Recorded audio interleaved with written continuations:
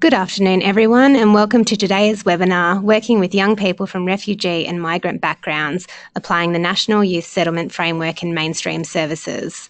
My name is Kat Goldsworthy and I'm a Senior Research Officer here at the Australian Institute of Family Studies. Today's webinar presentation will discuss recent developments with the National Youth Settlement Framework and how it can be applied to mainstream youth services. Before I introduce our speakers, I would like to acknowledge the traditional custodians of the lands on which we are meeting. In Melbourne, the traditional custodians are the Wurundjeri people of the Kulin Nation. I pay my respects to their elders past and present, and to the elders from other communities who may be participating today. Firstly, some housekeeping details. We would love to know how many people are watching the webinar today. If you're watching as a group, please let us know how many people are attending by completing the poll that appears on your screen. One of the core functions of the CFCA Information Exchange is to share knowledge, so I would like to invite everyone to submit questions via the chat box at any time during the webinar. We will respond to your questions at the end of the presentation. Please note that any unanswered questions may be published along with your first name on the CFCA website for a response from the presenters after the webinar. Please let us know if you don't want your question or first name to be published on our website. We'd also like you to continue the conversation we begin here today. To facilitate this, we've set up a forum on our website where you can discuss the ideas and issues raised, submit additional questions for our presenters, and access related resources. We will send you a link to the forum at the end of today's presentation. As you leave the webinar, a short survey will open in a new window, and we would appreciate your feedback. Please remember that this webinar is being recorded and the audio transcript and slides will be made available on our website and YouTube channel soon. It's now my great pleasure to introduce today's presenters, Andrew Cummings and Sally Thompson.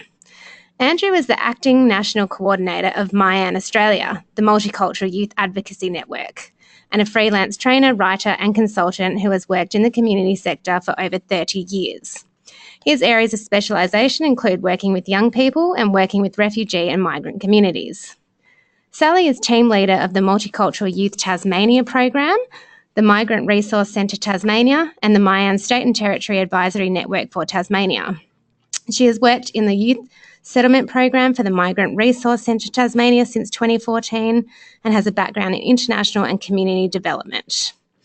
Please join me in giving Andrew and Sally a very warm welcome. Thanks very much, Kat. It's great to be here this afternoon, and thanks for the opportunity to share some of our work. I've been told a lot in the past that I have a great face for radio, so I think a webinar is a really good forum for me to share.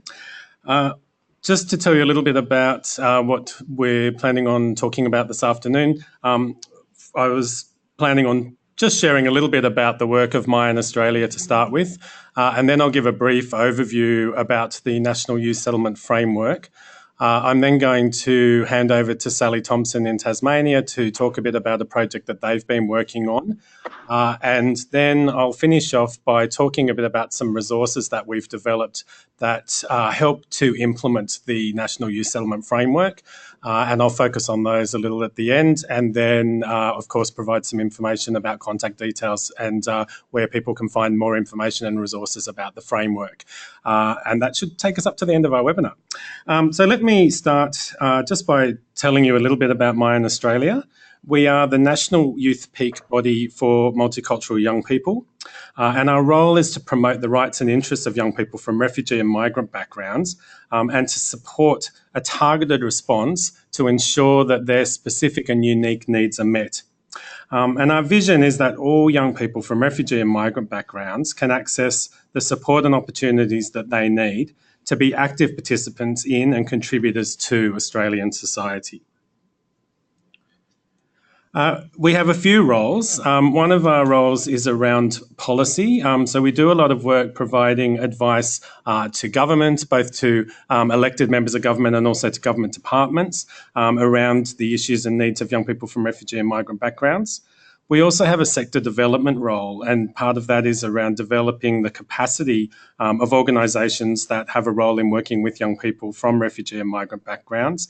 And we do that through things like training opportunities, the development of resources, some of which we'll be sharing today, teleconference and webinars like this, research partnerships with a range of different organisations, and we also run a national conference every couple of years.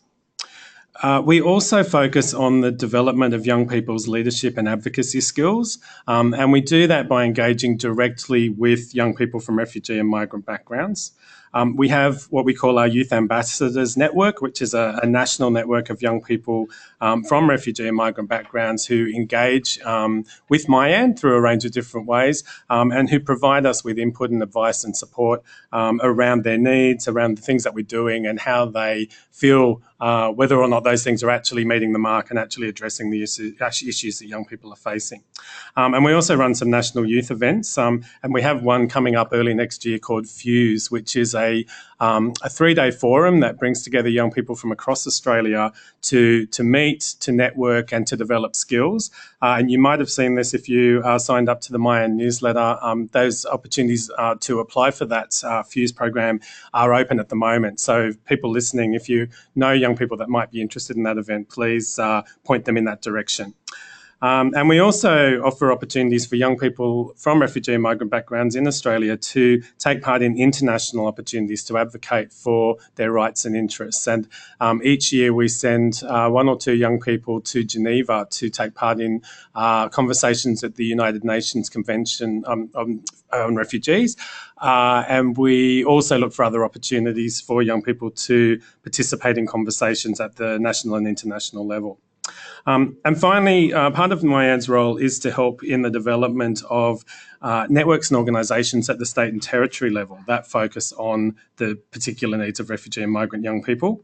And part of that has been to help in the establishment of what we call multicultural specialist youth organisations, one of which is the organisation that Sally is a part of, which is the Multicultural Youth Tasmania. And similar organisations have been established in New South Wales, in Queensland and in WA. In Victoria, there's been a long history of the establishment of an organisation called the Centre for Multicultural Youth, which is a very well-established and quite well-known organisation that kind of kick-started, I guess, this work in Australia, and they are also the auspice of the MyAN in Australia. And we also have partners in the other states as well. So if you're interested in connecting at that local level and in that opportunity to network, then there'll be some information about that towards the end. And a part of our work is to help to bridge the role of the settlement sector that works with newly arrived people from refugee and migrant backgrounds with the more mainstream youth support services, and to try to bring together those organisations. And so that's really what we're focusing on today, is the work that's been done in Tasmania as a case study, I guess, of how we're doing that work and what we can do to improve that collaboration between those two sectors.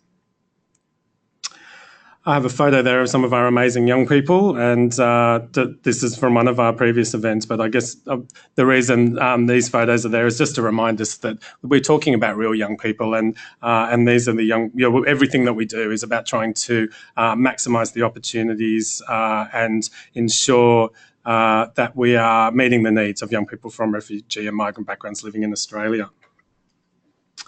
So let me move now to talking a little bit about the youth settlement framework itself. I'll just give you a very brief background, and some of you may have taken part in previous webinars where we talked about this as well. So I'll try to keep it fairly brief, but also aware that some people may not have heard this information before. The National Youth Settlement Framework is the first national framework for understanding and responding to the needs of young people in their settlement journey. And it focuses on milestones it's become a milestone in youth settlement in Australia, and from what we understand is also quite unique globally. And so MyAN has had a role in sharing this work at the international level because there are many countries interested in this work. The framework was developed by Mine Australia. It was informed by young people themselves, as well as the non-government and government sectors. And they were all involved in helping to share and review and assess the information that we were developing in draft forms. It was designed to inform policy and service delivery across both the government and the non-government sector. And its aim is to address all areas of young people's engagement with services that support their settlement in Australia. The framework is an evidence-based guide, and it's about helping to measure good practice as well as settlement outcomes for young people. And we aim it to operate both on a conceptual level, so helping people to better understand the work that they do and the way that it contributes to young people's settlement, as well as offering practical resources. And as I mentioned, I'll share some of those with you at the end of this webinar. So let's just spend a minute thinking about why we needed a National Youth Settlement Framework and the rationale for this. Some of the reasons behind it are that young people involved in the settlement journey in their first few years in Australia have particular and distinct needs. Their needs are different from those of children as well as from adults and families. And this is because of the particular age and developmental stage that young people are going through, and also because they play a unique role in families during the settlement process. And we found in the past that that approaches or frameworks that focused only on a broader sort of family settlement approach missed the needs of young people from refugee and migrant backgrounds and were not specific enough to identify and support young people through their settlement journey. We also know that young people, newly arrived young people, have different needs to those who were born in Australia because of the refugee or migration experience that those young people have been through, and because of their experience of cultural dislocation as they move to Australia and have to take on board all of the different things that they've never experienced before in their previous countries. We know that young people's settlement journey has some additional and more complex transitions than those of adults. And these include things like culture, navigating things like education and training pathways, fitting in with their peers, navigating their family structures, dealing with the everyday things that young people go through in that period that we call adolescence. And we also hear a lot from young people about this idea that they very much end up living in two worlds. They live in their family of origin and their culture of origin, and often their parents are very much wanting them to hang on to their traditional roots. But young people are also having to navigate their new country, their country of adoption, which is here in Australia, and the pressure that they face from their peers in Australia to become more Australian and to become a part of their new culture. And so that's often a dilemma that young people face, and it's one that they need support and guidance to navigate. We know that young people from refugee and migrant backgrounds often arrive with very limited social capital. And this is particularly true in spaces like education and employment. We know from research that the employment pathways are often very reliant on who you know and having access to to informal networks through your family, through your community and so on. But of course, newly arrived young people have little or no opportunity to access these. And so it's important that we find new ways to support them. And the other, I guess the final part of the National Youth Settlement Framework and the reason behind it is that it focuses on settlement in the context of adolescence and really focuses on this significant developmental stage that young people are going through and the particular importance of issues like belonging and identity at that life stage. And so there's a big focus on that in the framework itself. So some of the things that underpin the framework, firstly, it takes a human rights-based approach and borrows from other human rights frameworks. It also borrows heavily from a youth work approach and looks at other, broader youth work dialogues around what it takes to help young people to navigate that period of adolescence. And some of the things that are in the youth settlement framework are also true for supporting all young people, but they have a particular or unique focus when we're talking about refugee and migrant young people. And finally, we very much use a strength-based approach in the youth settlement framework. Although we know that young people face many challenges in their settlement journey, we know through the young people that we work with that young people are resilient and resourceful. They come with all sorts of strengths and capabilities that they've gathered through their life journey, and often their experiences make them even more tenacious, even more determined to succeed than young people who haven't been through those migrant or refugee experiences. They're a diverse group. When we talk about refugees and migrant young people, they are not a homogenous group. They are very much a diverse group, and we need to think about particular needs for particular young people and particular groups. And we know through all of this that these young people therefore need a targeted approach to their settlement in order to make that a successful journey through those first few years in Australia and to help them to achieve their potential. I'll show you now just a couple of slides that help to summarise what's in the Youth Settlement Framework.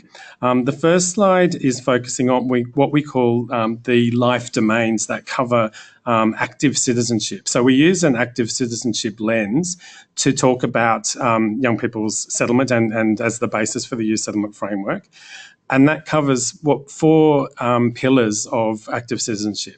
The first one is around their economic participation, which is things like the ability to acquire English language skills and their support through the education and employment pathways, and moving on to things like being able to make a stable income and having safe and stable housing. The next pillar is around social participation and the importance of young people participating in and contributing to community life through a whole range of different ways, through the arts, through sports, through recreation and so on. The third pillar is civic participation, which is all focused on young people's rights to participate in the political and civil society within Australia and having opportunities to have their voices heard and their concerns heard. And the final of the four life domains is around personal wellbeing. And that's looking at health and wellbeing of young people broadly through things like positive relationships, having a high self-esteem, their physical, mental and sexual health and so on. So that's the first lens that we use through the Youth Settlement Framework to look at the issues that contribute to young people's effective settlement. The second lens that we use is one that focuses more on service delivery. So it's really looking at what we can do as professionals to support young people to settle well. And if you look at this slide, you'll see down the bottom the heading service delivery, and under that is listed what we call the 8 good practice capabilities. And we believe these are critical things that workers, the skills and capacities that workers need to develop in order to support young people to navigate those life domains that we talked about a moment ago. So the 8 good practice capabilities are cultural competency, youth-centred and strength-based approaches, a youth development and participation, being trauma-informed, being family-aware, having a flexible and responsive approach, collaborating with other organisations, and also advocating for the rights and interests of young people. So that's my brief introduction to the Youth Settlement Framework, and I will come back and talk a bit more about how we support the implementation of and some of the resources that we've developed. So there'll be a chance to explore that in a little bit more detail. But I'm going to pass now to Sally Thompson from Multicultural Youth Tasmania. And Sally is going to talk a bit about the work that they've been doing with Headspace in Hobart. And the reason we've asked Sally to talk about this today is that in the 3 or 4 years since we launched the Youth Settlement Framework, we've really focused so far on its implementation in mainstream youth organisations. In multicultural specialist organisations. I got that wrong. But what Sally's going to talk to us today is about the next steps in implementing the framework, which is about supporting more mainstream organisations to understand and support the needs of refugee and migrant young people. So I'll hand over now to Sally.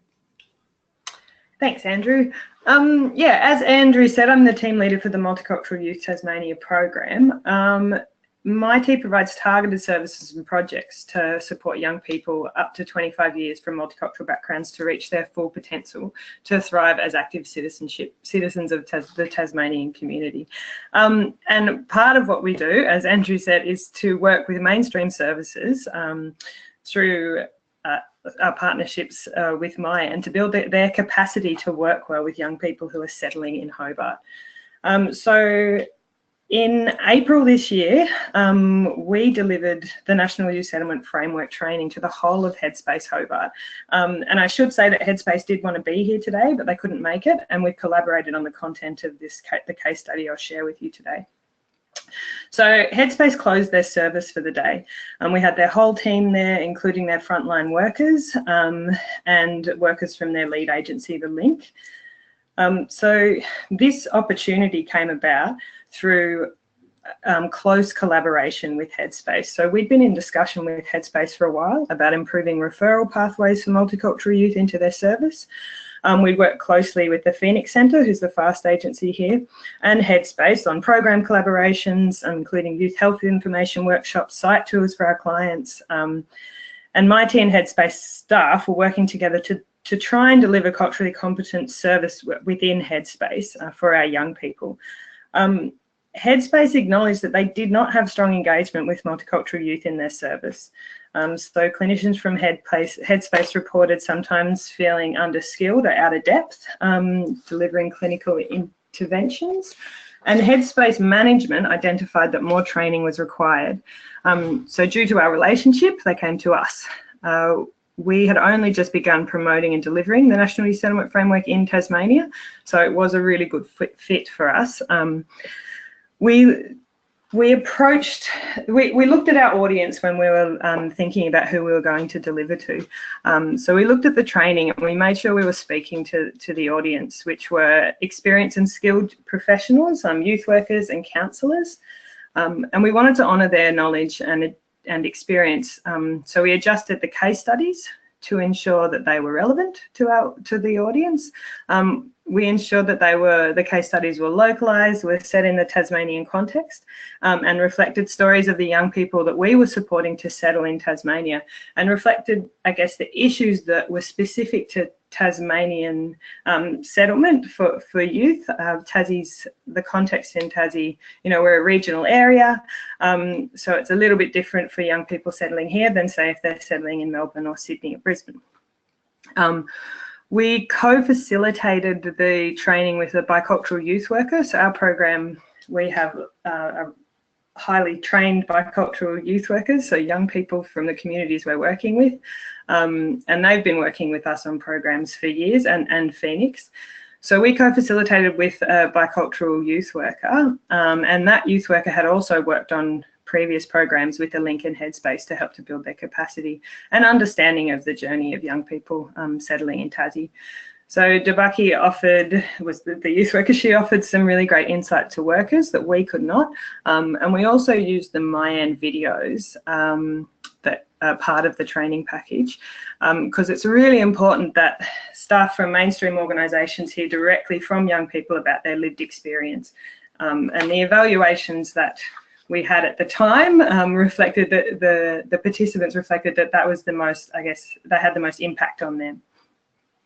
So what worked well in this collaboration was the commitment of Headspace and the Link staff, so their readiness to invest and their willingness to accept that maybe they were a little underskilled and that they weren't hitting the mark with multicultural youth engagement.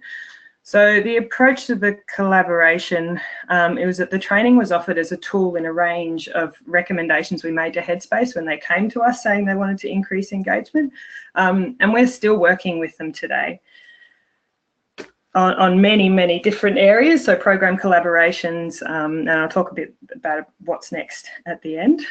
But first, I guess it's good to sort of talk about evaluations. So what impact did the training have on the staff? So we did 2 evaluations, one directly after the training and one 6 months later to gauge the impact of the training.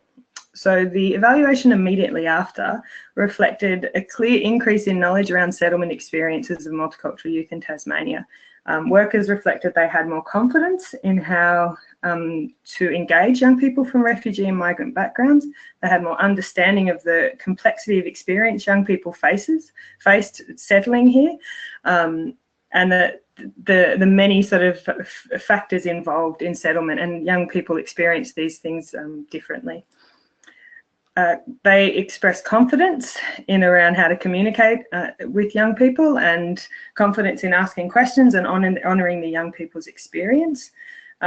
They also had an understanding of, I guess, a better understanding of good practice capabilities, things like being family aware and what that actually meant to workers. I guess a lot of the young people that we work with, obviously they come from a different cultural context to mainstream Australians, and family is very important, as Andrew touched on at the beginning. So that was really, really useful for a lot of the workers to just hear about where these young people were coming from. And again, they really valued hearing the lived experience of the young people. This had a really significant impact on the participants, so both from debuggy and the video resources. 6 months later, we have just finished a round of consultations to talk about what impact the training had. So what has changed for them 6 months down the track? The workers reflected it was still very relevant, and they were using the framework in their everyday practice. Their headspace management also reflected that they were using the framework they were considering the framework in all facets of their sort of strategic planning. So in individual clinical sessions, they were obviously using the framework there, but also looking at it on broader service delivery and also within their governance. So we now have young people from our youth advisory group at MyAntaz down here are sitting on their reference group. So they're really maintaining that engagement. They reported the increased confidence remains, and but I guess they also reported that the engagement of called youth has increased. So a year ago when we first started working, or 18 months ago when we first started working with Headspace, they were seeing on average about 12 young people from multicultural backgrounds a year in a 12 months period, and that is why this collaboration started. And they've reported that so far this financial year that they've had 36 young people from refugee and migrant backgrounds come through their service. So that's only in the last sort of 5 months. So that's a really significant change for that service. I guess one thing that is outlined in the framework in good practice capabilities is the importance of collaboration, and we will continue to collaborate with Headspace. So we have ongoing plans for outreach with Headspace workers. So we have a weekly youth drop-in service here that is used by a lot of young people. So we have 30 to 40 young people coming through our service every Wednesday afternoon, or for various reasons. And Headspace are committing next year to send an outreach worker to our service at least once a month to keep the relationship going and build a lot of trust, between the young people we're working with and their workers, trust and familiarity.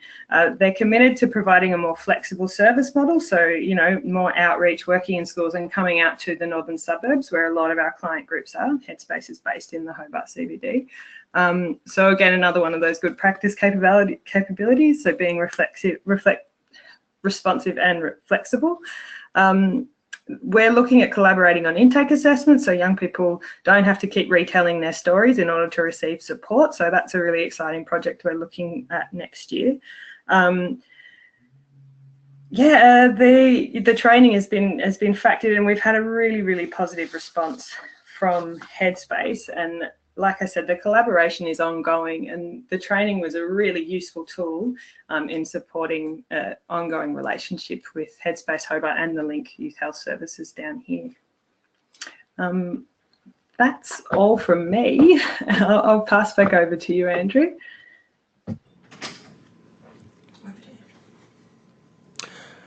Thanks very much for that, Sally. That's a great overview of the work you've been doing, and that's an incredible outcome in terms of the increased numbers that Headspace is seeing as a result of that collaboration and that training. I might hand over to Kat now, and I believe she's going to introduce some questions that have been coming from the audience and some other things that maybe have popped up during the time that you were talking.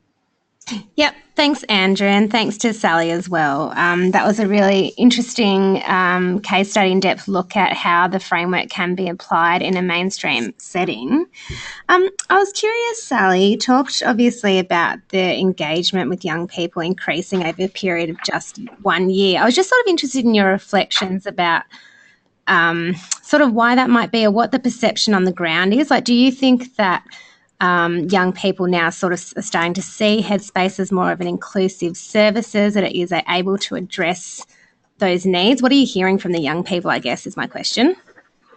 We're hearing that they're more open to referrals, and they do. I mean, before we would convince the young person, well, not convince, but talk to the young person about a referral, and sort of we'd support them into the service, and we'd see a lot of those referrals just bounce back to us because our youth workers were the known trusted people in those young people's lives. So what we're seeing now, because of the collaboration, because they've seen the Headspace workers in our service, because we've supported the young people in tours to their service, I guess the young people feel like it's a safer place. Also that they feel, it's a more inclusive space for them. So when they walk in, the frontline staff now, they're happy to call interpreters when those young people walk through the door. There's information in the front foyer of Headspace in multiple languages now. Yes, and I think the staff have a lot more of an increased confidence and understanding of where those young people are coming from. So when they do that initial intake, it's less likely to bounce back to us. The young person, their needs are being met more by Headspace. Yeah, great. Okay, thanks, Sally.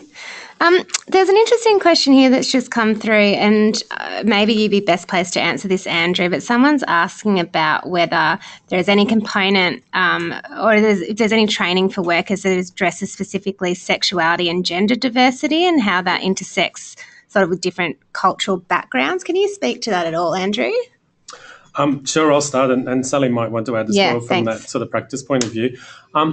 At the moment, we haven't developed anything specifically around that. I know that there is work in some of the Mayan state and territory organisations at a practical level, looking at ways to make, information and services around issues like sex and sexuality and sexual health and LGBTIQ issues, for example, more accessible and appropriate for young people from refugee and migrant backgrounds.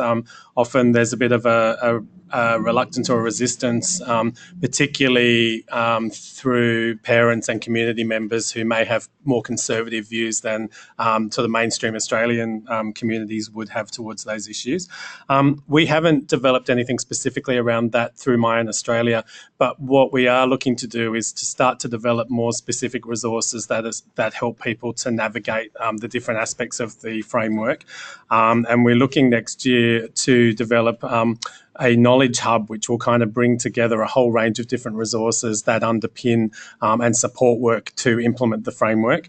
That'll be structured around the different components of the framework itself.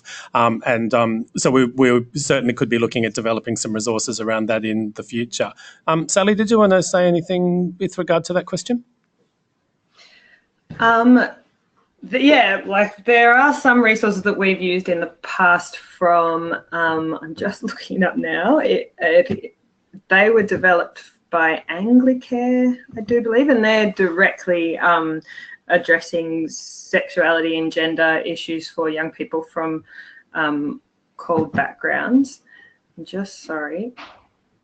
Just looking up exactly where it is, but I do believe it's Anglicare, and there's been studies by the La Trobe University, Nothing for Them. So that was a paper that they put out, which I found pretty helpful in designing programs and approaching these issues with the young people we're working with. Great, thanks, Sally. This is probably, again, a question for both of you, and maybe, Andrew, you sort of want to start us off. But I'm just sort of thinking for mainstream services that are thinking about engaging with the framework and are not really sure where to start, or they're just beginning with those conversations, I guess I'd be interested to hear from both of you about what your advice to those people would be. Do you have any particular starting points, or even from you, Sally, what would your be reflections of the process or things that you learnt along the way that would be worthwhile sort of sharing? I guess we just, we're the only multicultural youth specific service in Tasmania, and we just saw the need and reached out, and we were, I guess not lucky. Headspace were also, I assume most services do want to increase engagement with young people from refugee and migrant backgrounds. and youth workers are very dedicated, in my experience, to their practice. So I just think reaching out and that sort of ongoing collaboration. So not just sort of going, oh, here's the training package and walking away, maintaining those relationships and with workers, I guess the frontline workers, so they know who they're referring to. And yeah, that would be my advice. Yeah, so the work keeps continuing on, basically. Absolutely. Yeah, thanks, Sally. Yeah, Andrew? Kat, I might add to that as well that I will share some more resources later in the webinar that have been developed with those questions in mind, because I think it is an ongoing question. And my experience, I've been a youth worker for many, many years, and that was my background is in mainstream youth services, and it's only more recently that I've focused on the needs of refugee and migrant young people. And so my experience is that often people working with young people on the ground as, practitioners and, youth workers and youth support people, these frameworks can be a little bit confusing. They can be a bit sort of intellectual and a bit kind of hard to navigate and hard to understand. And so what we're trying to do is break it down for people and make it as accessible as possible. And as Sally was saying, help people by delivering training, help them by providing ongoing support and advice around how to take the next steps towards making their services more accessible, and then developing a range of different resources that help people to have a better sense of what that means. Great. Very, very comprehensive answer. Thanks, Andrew. So I think that's it for questions. So I might just hand back to you briefly, Andrew, to wrap things up. Great, thanks for that. So I will go very much to that, to addressing that question, just by talking through some of the resources that have been developed to support the implementation of the framework. The first of those is some what we call self-assessment sheets, which have just been made available on our website. We've had them for a while and we've used them in the training in the past, but until last week they weren't actually available for people to download directly from our website, and we've now addressed that issue. And the aim of these self-assessment tools is to help to make exactly that, help to make the framework more accessible and more clear and understandable to people. So the one that I'm showing on the screen at the moment focuses on applying the active citizenship indicators, which are those 4 sort of themes or topics that I mentioned earlier in the presentation. And what it does is break down each of the indicators, describes what it actually means in terms of what we're trying to achieve with young people by addressing that particular stream. And then it gives some examples of what that might look like in practice. So what might organisations be doing in order to address that particular issue and improve their practice in that particular way. And then for that, the second part of those self-assessment tools is an actual sort of checklist that people can go through and organisations can go through, where they score themselves based on a range of different indicators that help them to know whether they feel that they're doing a great job, doing an average job, or doing a not so good job of putting that particular area of the framework into practice. And these are very much designed as for something that that individual workers and teams and services can use, confidentially. It's not about needing to share this information with Myan or with anybody else, but it's about starting to track the implementation of the framework at that practical level. And it's about giving services and workers within those services some tools that help them to track progress as well. So the idea is that you might use this self-assessment tool a month or 2 after you've finished doing the youth settlement framework training, or you started to use and look at the framework itself. And then you might do that again 6 months or 12 months later and have a chance to compare what are the things that we've done since. And I think Sally's examples that she gave from the Headspace work gave some really good sort of practical examples around things that they've been doing and some of the evidence of success from their work in applying the framework. A similar thing has been done around those 8 good practice capabilities. So there is a summary of information for each of the 8 good practice capabilities, what it means, and how you can put that into practice. And of course, this isn't an exhaustive list. It's just some examples of a range of different ways that organisations might put that particular capability into practice in their work. And again, a self-assessment tool that helps them to identify particular examples of work that they're doing in a particular area, so that they can continue to monitor that. And the next thing that I wanted to share with you is an example of one of the recent resources that we've launched just in the last 2 or 3 weeks, which focuses on one aspect of the 8 good practice capabilities, and that's the issue of youth participation. And what we've recently launched is a toolkit that helps organisations to think about how they involve young people from refugee and migrant backgrounds in decisions that affect them, and that's both on a very sort of simple, practical level, within youth centres or youth organisations, as well as at more sort of decision-making levels across, within organisations and also across things like government departments and so on. And the aim of the toolkit is to provide people that maybe haven't had much experience in this area. It might be like Headspace in Hobart, a mainstream youth organisation that's had a lot of experience at supporting young people's participation for more mainstream communities of young people, but hasn't had much success or hasn't given much thought to how they might do that with young people from refugee and migrant backgrounds. It also is intended for organisations that maybe haven't had much experience of youth participation, so possibly multicultural services and settlement services that don't have a youth focus, and also for others that have a responsibility or some interest in doing a better job of involving young people from refugee and migrant backgrounds in decisions, but that haven't had much chance to do this in the past. So the way that the resource is structured, it's fairly brief. We've tried to keep it sort of short and accessible. There's a brief introduction to the resource just to sort of help people to navigate it. There's a few pages just talking about what do we mean by the idea of young people's participation, what exactly is it.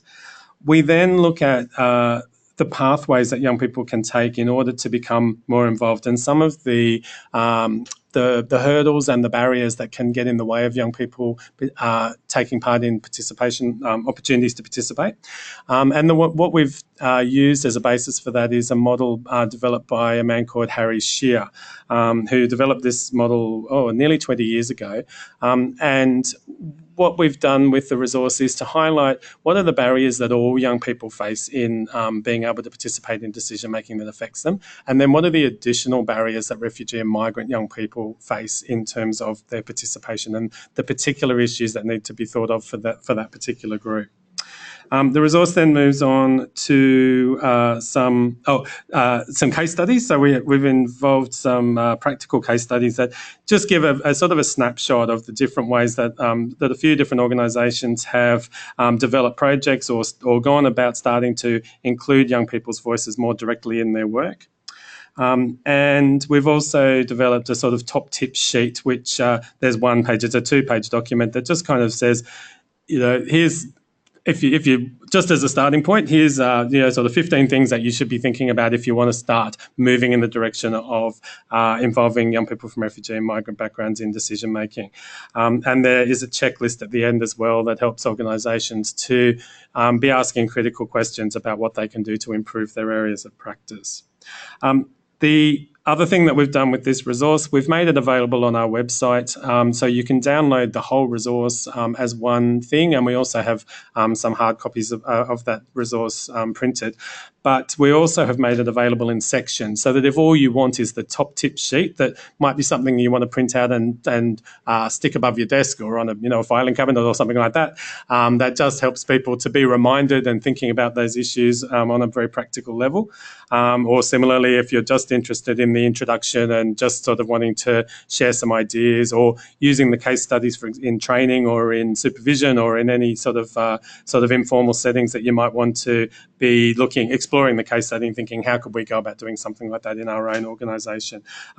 We're also at the moment adding some other types of resources. We're doing some interviews with young people who have been involved in participation, and they're going to be available on our website through short videos and through things like Vox Pops and podcasts, so that people can listen directly and not just having to read things or print things off, but so that you can listen to them on the train or in the bus or in the car or wherever you might be.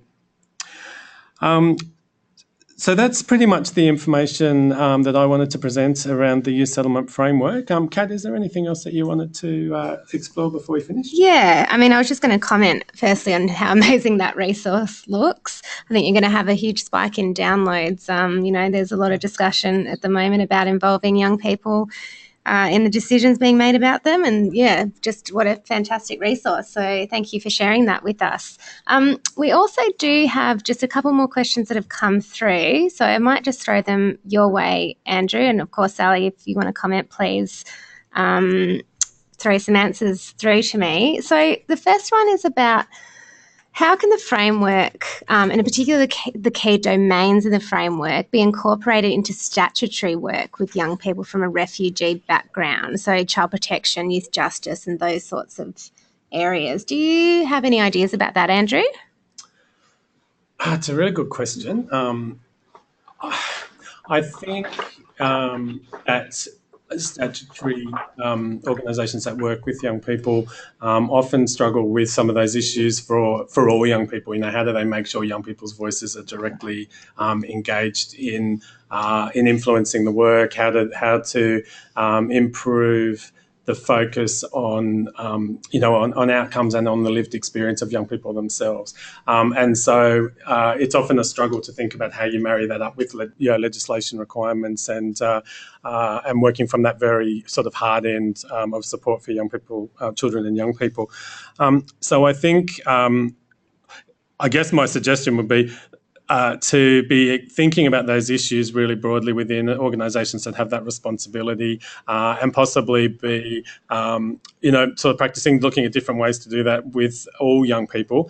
And once they've developed some confidence or some sort of insights into how to do that with young people generally, then starting to apply those ideas to the specific work with young people from refugee and migrant backgrounds. And thinking about some of the work that's happening across the country around things like out-of-home care support for young people from refugee and migrant backgrounds.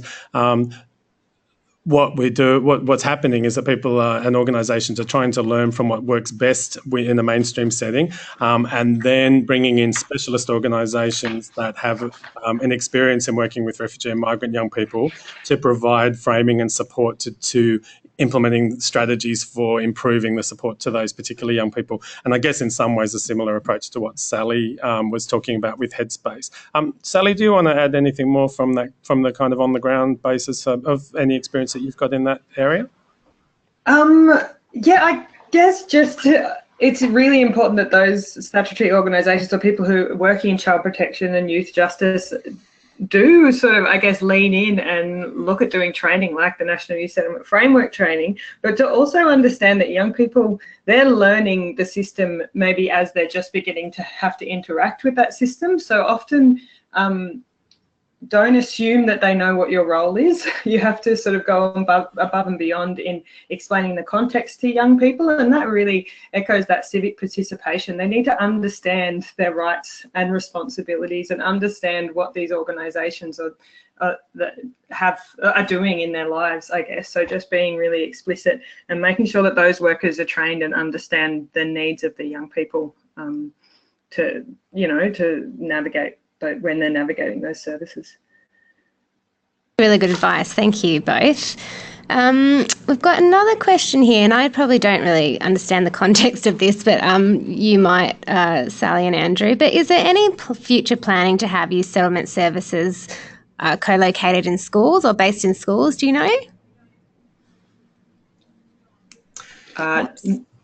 Sally, not that I know of. So not that I know of, but in saying that, I mean, we are the youth settlement service in southern Tasmania here, and we spend a lot of time in schools and have done a lot of training with the EAL support teachers that we're working with. So I think there's definitely a place for the settlement programs to be collaborating really strongly with schools, school social workers, with teachers themselves. We also do a lot of work with parents' engagement in schools and helping parents navigate the education system down here. So yeah, well, I don't think there's any plans for settlement services to be in school. I do think that it's important for those programs, the settlement youth programs, to be delivered, you know, alongside and in collaboration with schools. Yeah, connecting with those other institutions that are working closely with children. Yeah, over to you, Andrew. You have something to say? Oh, I just wanted to mention some work that Mayan's doing. We recently started a partnership with Foundation House, which is the torture and trauma specialist organisation here in Victoria. And we recently held a national just conversation around some of the work that's happening in schools to support the education of young people from refugee and migrant backgrounds.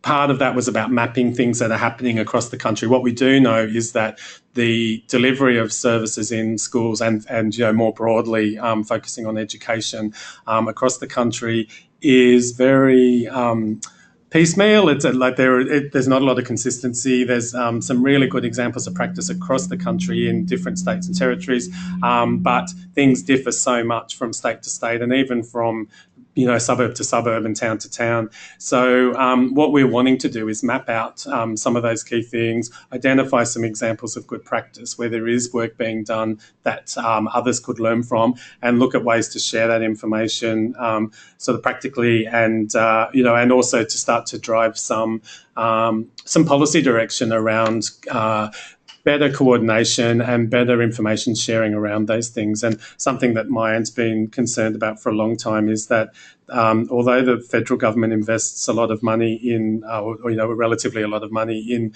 supporting the education of newly arrived young people, there's very little clear accountability about where that money goes and what happens with it once it's administered through the states and then on to individual schools.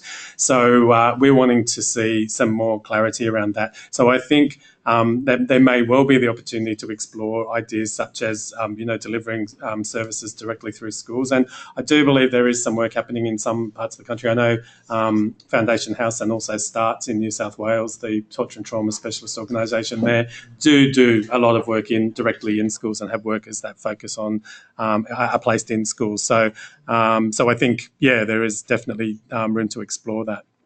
Great. Thank you, Andrew. So we might just have one more question to finish us off. And someone's just asking whether if someone wanted to get into a career of working with young people from refugee and migrant backgrounds, what sort of experience would they need to have to do that? Is there sort of qualification? Is there places they should start working or volunteering? Would maybe Sally, you'd like to start us off with that? Do you have any thoughts on that? I would advise to start volunteering with settlement services in your local area. You know, I know through our organisation we rely heavily on volunteers. We have outside of school hour tutoring programs, pathway planning programs, and mentor programs for young people settling. So I guess you know, get to know the young people that are settling in your communities, and get to know the communities that are emerging.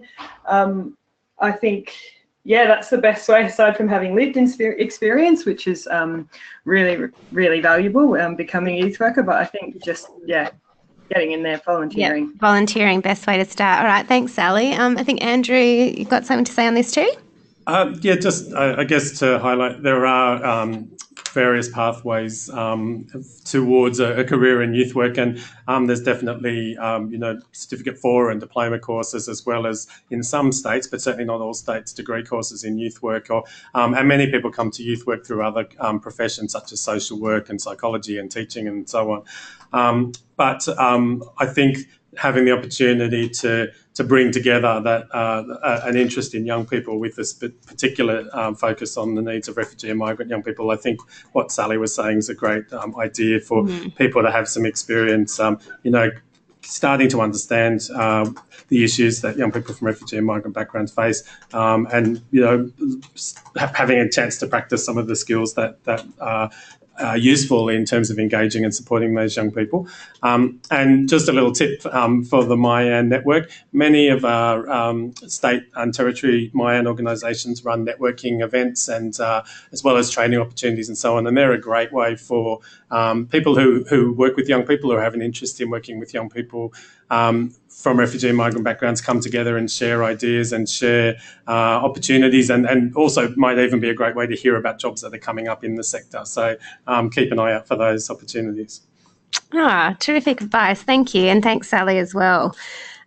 So we might just leave it there. Thank you so much, Andrew and Sally, for those really great presentations. And to everyone who's attended today, the questions have been really interesting. I feel like we could talk about this for at least another hour. So please follow the link on your screen to our website if you'd like to continue the conversation. And yeah, thanks once again to Andrew and Sally. See you next time.